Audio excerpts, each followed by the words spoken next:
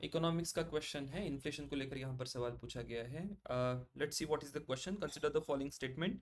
Inflation benefits the debtors and inflation benefits the bond holders. दो statement से पूछा गया है कि कौन सा यहाँ पर करेक्ट स्टेटमेंट है। अगर आप इस करेक्ट स्टेटमेंट्स को देखें तो यहाँ पर पहला ही स्टेटमेंट करेक्ट होगा कि इन्फ्लेशन बेनिफिट्स द डेटर। जो बॉन्ड होल्डर होते हैं उनको इन्फ्लेशन बेनिफिट नहीं करता। ठीक है, अब क्या क्या कीवर्ड्स यहाँ से निकल कर आते हैं। सो directly we have to study about inflation, rather inflation के बारे में नहीं पढ़ना है, इन्फ्लेशन के जो इफेक्ट्स होते हैं उसको लेकर यहाँ पर आपको थोड़ा सा वैल्यू एडिशन करना होगा। एक हिडन इशू जो आपको पकड़ना होगा यहाँ से, that will be about the real interest rate. अगर आप ये रियल इंटरेस्ट रेट का मुद्दा समझ गए तो बाकी सारी चीजें जो है you will be in a position to handle it well. Now let us understand the effects of inflation.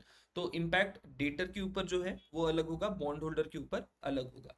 अब ये डेटर जो है it he benefits from the inflation, क्योंकि उसको जो लोन का रीपेमेंट करना है it has to be now done in depreciated currency, और उस कारण से उसका जो रियल बर्डन होगा, रियल बर्डन कम हो जाएगा।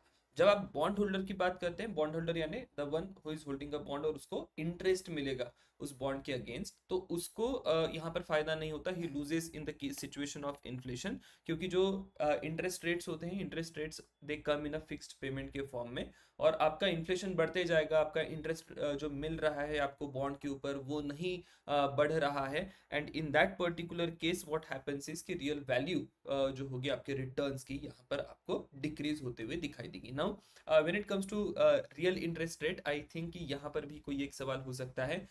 तो रियल इंटरेस्ट रेट का जस्ट फॉर्मूला ध्यान में रखिएगा, it is nothing but nominal interest rate minus inflation, that will give you real interest rate. अब हायर इन्फ्लेशन का इम्पैक्ट इन ऑल आपको रिटर्न्स हमेशा कम मिलेंगे, और फिक्स्ड इनकम इन्वेस्टर जो होगा उसके लिए ये निगेटिव रिजल्ट्स क्रिएट करेगा। So that is about the effect of inflation. अब यहाँ से अगर आप क्वेश्चंस देखें आगे जो इन्फ्लेशन को लेकर सवाल पूछे गए हैं, by and large we have questions on CPI और मेजरमेंट ऑफ इन्फ्लेशन, या इन्फ्लेशन को कंट्रोल कैसे किया जाए उसको लेकर सवाल पूछे गए हैं। फाइन, इन बेसिक चीजों के ऊपर कोई बहुत ज्यादा सवाल आपको नहीं दिखाई देते। सो यहाँ से आगे जो भी आपको प्रिपरेशंस करनी होगी वो थोड़ा सा आगे के जो इश्यूज है, इन डेप्थ इश्यूज जो है उनको लेकर प्रिपरेशन करनी होगी। Whenever we come and arrive at these particular questions, हम लोग देख लेंगे कि ये मेजरमेंट के इश्यूज क्या है, कंट्रोल कैसे किया जाएगा, so on and so fourth. So that is all about this particular question. Will see you next question.